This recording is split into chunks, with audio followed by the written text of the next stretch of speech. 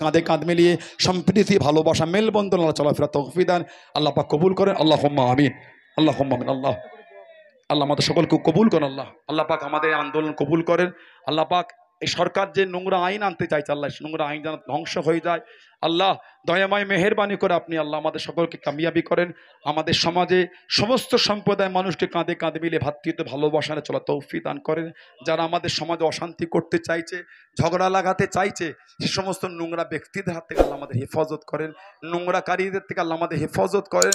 আল্লাহ পাক 16 তারিখে সুপ্রিম কোর্টে এই বিষয় শুনানি আছে। আল্লাহ আল্লাহ আপনি সত্যের জয় করবেন। আল্লাহ আল্লাহ আপনি হকের জয় করবেন। আল্লাহ আল্লাহ এই সম্পত্তি আমাদের মুরব্বীর আল্লাহ আখিরাতের জন্য আপনাকে খুশি করার জন্য দিয়েছে। আল্লাহ আল্লাহ দুনিয়ার কোনো স্বার্থে যায়নি, আল্লাহ আখিরাতের জন্য দিয়েছে। আমার নবী সাল্লাল্লাহু আলাইহি ওয়াসাল্লাম আবু তালহাকে বলে, আবু তালহা এতে অনেক দামি জায়গা আল্লাহ